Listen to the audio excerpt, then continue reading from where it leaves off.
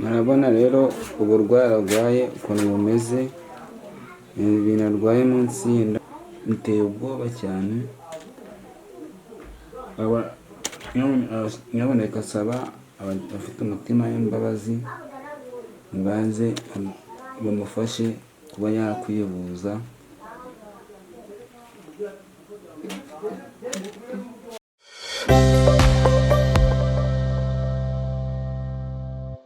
Twongeye kubasuhuza nshuti bavandimwe muteze amatwi ya Chosen TV. Umunsi rero bagiye mu karere ka Kayonza mu burasirazuba bw'u Rwanda, aho twasuye umudamu umaze igihe arwaye kandi nawe afite abana barenga umwe nabo babana n'ubumuga. Njyewe murabizi ni Cameraman Christophe. N'abatindiye uriwe mama? Niriwe neza. Umeze ute? Ndaho. Uratangira ubwira abadukurikiye, abaduteze amatwi, ubabwira amazina yawe. Amazina yitwa Mukarukundo Alphonsine. Handi umumama w'imyaka 49. Ufite umugabo?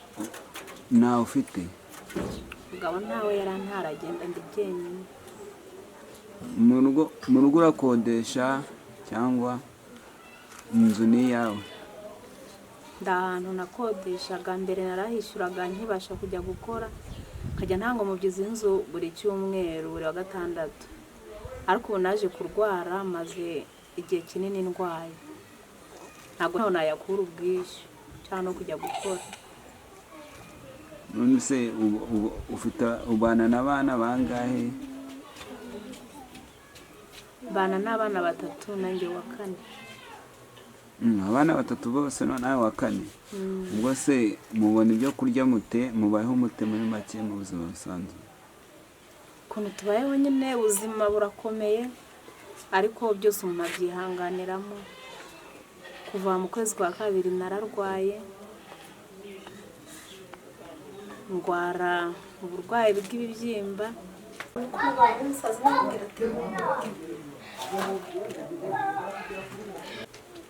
Ubwo njye Kibungo banyohereza Kibungo bakuraho akanyama kuri ibyo bibyimba.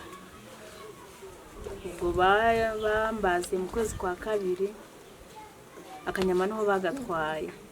Kwa 2 k'uyu mwaka? Mu kwa 2 k'uyu mwaka 2020.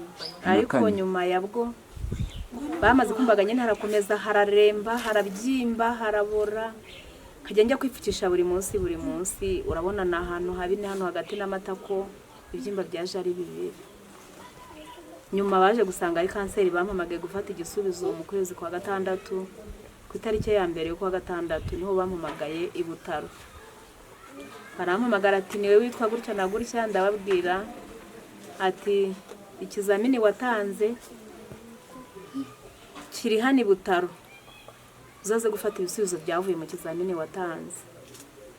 Ubwo nyine abantu baranteranirije kugira ngo ngereyo, abaturage baramfasha, abakirisitu dusengana, umuturage wese, ndetse nageze no ku murenge mudugudu nsabira ubufasha bwa tike injyana.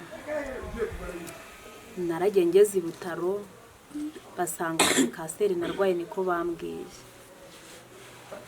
Ubwo ndatakamba nyine bamaze kumbwira ngo ni kanseri, ntekereza umwana mfite ufite ubumuga rye nabatungaga, mba nk'umuntu hahamutse.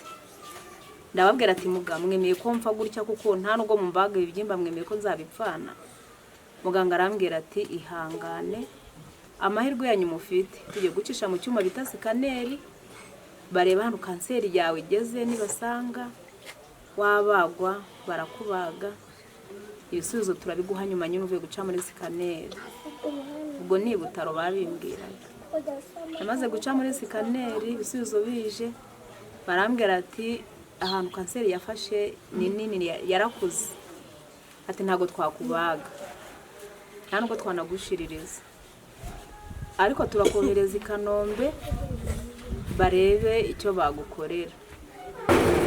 ubwo byose n'abaturage bagendaga bamfasha banyohereza udufaranga nk'ingemu wayo kwivuza n'amatike byose, n'abana n'abaturage babasigaranye bakajya babaha ibiryo bakabakarabya. Ubwo naraje mvuye i Butaro namaze ibyumweru 2 ndaza njya i Kanombe. Naraje ngeze i Kanombe baransuzuma, abaganga banyitaho pe, baransuzuma ibishoboka, barangije arambwira ati urwaye kanseri y'uruhu, mama nta kintu twagukorera, kanseri yawe yarakuze, cyo twagufasha ni urushinge twajya tugutera rugura miliyoni 3 buri mezi 3. Ati ntago wayabona. Ndavuga ati ntaho nayakura. Arambwira ati ubundi bufasha tuguha nuko kujya gufata imiti ku kigo nderabuzima izajya kugabanyiriza uburibwe, ubundi ugategereza isaha y'Imana ikizakora. Ubwo nyine naraje bambwira ko nzajya mfatira imiti rw'inkwavu. Nyine ndaza mu rugo ndatuza, ni abaturage ukuriye isaha bantunze, nibo bazana ibyo kurya, ibishyimbo, igitoki, ndetse akaba n'abazana inkwi zo gucana. Guteka byaba byananiye n'abaturage bakaza bakabiteka cyangwa bagakarabya n'abana. Muri make ubuzima mbayemo n'ubwo bukomeye pe. None se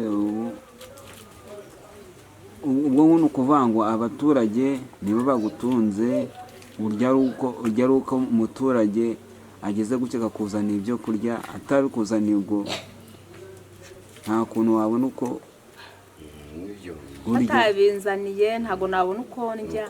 Ibibyimba mfite byarakuze, no kunama ntago mbishoboye, no kuryama ni ukuryama wenda ngaramye ndyamishije urubavu itako rikoraho n'ahandi nkababara. Ni ukurya nyine abantu nibo bantunze. None se wenda hari umurimo hari icyo washobora gukora? Mu mirimo nta kintu nashobora gukora, keretse wenda bibaye bidakomeje kundya, wenda nkabona nk'imiti nyorohereza uburibwe, keretse ari nk'utuntu nacuruza nicaye nk'ahantu hamwe cyangwa nkarambura n'agasambi nkaryama, ariko na byose nkajya no kubirangura. uvuga ngo byasaba kuba uri ahantu hamwe ukora ikintu kiratuma wicara ahantu hamwe ukaguma hamwe. Ntabwo nashaka kujya nko ku murindi kubyirangurira. None ni ubuhe bufasha wumva wasaba umuntu washaka kugufasha? Ufasha nasaba rwose, wenda nk'uwakwitanga Imana yamukoreyemo akaba roho w'Imana yamufasha, akavuga turi umuntu arababaye ndagira ikintu mufasha, wenda bajya banyohereza nk'udufaranga nkagira ikintu nirwanaho, nk'agasabune ari n'utwo kurya. Wenda umuturage no gwagufasha ntago yaguha isabune ngo aguha amavuta yo gukaraba cyo kwisiga cyangwa kugira gute, mu buzima busanzwe utuntu dukenewe mu rugo. Nk'umuntu rero wagira ubundi bwitange yajya anyoherereza gutyo kuri telefone, nta nese ko ntashoboye kujya guhinga cyangwa kugira gute, ni ukwicara gutya gusa. None nkirirwa ndyamye, kuryama naruha nkasohoka nkicara gutya cyangwa nkarambura umusambi hano nkaryama, nta kintu nshoboye gukora. Ese abana bariga cyangwa nabo bimeze bite? Abana mu bana nkawe? Umwe uwo nguwo navuze ufite ubumuga afite imyaka 18, ntabwo yiga, ntabwo agenda, nta navuga. Ari uwo nguwo muri kumwe? Ari uyu nguyu turi kumwe. Uyu nguyu arakambakamba ntavuga, uretse nko guca amarenga nk'umuntu bari kumwe akamenya ibyo avuga nkatwe tubana nawe, ariko buri kimwe cyose ni ukukimukorera. Buri kimwe cyose ni ukukimukorera, ukamukarabya ukamufurira. Akandi turi kumwe gafite imyaka 8 nakuzukuru, kariga mu mwaka wa mbere. Undi nawe nakuzukuru gafite imyaka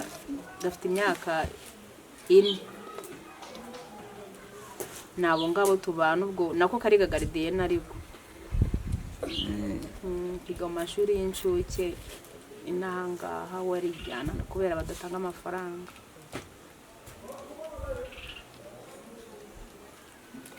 Muse mu bushobozi ufite ubasha gufasha abo bana ukabona nuko ujya kwivuza ibintu byose ubwo byose bivamo ukabibona bigashoboka. mu bushobozi mfite ntabwo mbishoboye kubera ko no kubakarabya birananira. Hari igihe nk'abaturage nyine babona barasa nabi bakaza bakabakarabya babona ntashoboye kunama ngo mbakarabye, no kujya kwa muganga nyine itariki yo kujya gufata imiti yageze. Hari nk'igihe nk'umuturage njye kubona nkabona nk'ibihumbi 2,000, ibihumbi 3 nyine nkajya kwa muganga, ariko ku bwanjye njye ntacyo nishoboje na kimwe. Nonese mama, nk'umuntu ushaka kugufasha watanga nimero ya telefone nimba uyifite, umuntu washaka kugufasha akaba cyangwa washaka kukuvugisha akeneye kugufasha akaba yagushakiraho. Telefone ndayifite, wayitanga nta kibazo.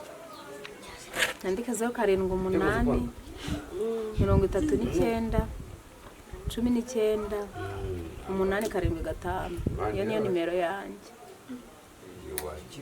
Ni 078 kangahe 39 078 39 19 875. 875. Nk'uko mubibona rero, twasuye umudamu ufite ibibazo bitandukanye kuko afite uburwayi, arwaye ibibyimba hagati y'amatako, kandi nawe ubwe yari afite abana babana n'ubumuga. Ubwo rero ibibazo byamuhuriyeho, ntabasha kwishobora gukora imirimo yose, ntiyajya guhinga, ntiyajya gushaka ibimutunga, ntiyajya kugira ute, ni ukwirirwa aryamye gusa. Ukumva ibibazo bye mwabyumvishe ukuntu bigoye, ntabwo yashobora kugenda kimwe yikorera.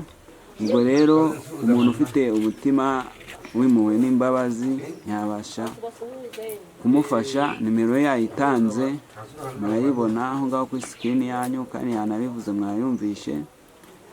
Waba afite umutima w'impuhwe n'imbabazi yamufasha, yareba ukuntu amufasha, nawe akareba ko wenda yajya abona uko yajya kwivuza. Mwumvishe ukuntu ko kujya kwivuza bigoye.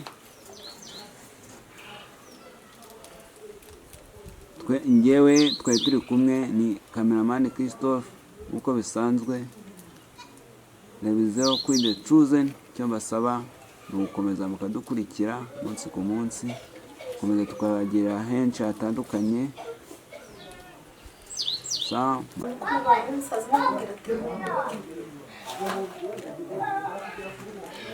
Murabona rero uburwayi arwaye ukuntu bumeze, ibintu arwaye munsi y'inda biteye ubwoba cyane. Nyaboneka asaba abafite umutima w'imbabazi baze bamufashe kuba yakwivuza.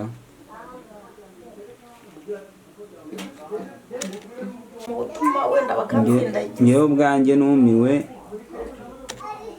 ibintu ngewe byandenze. aho mwebwe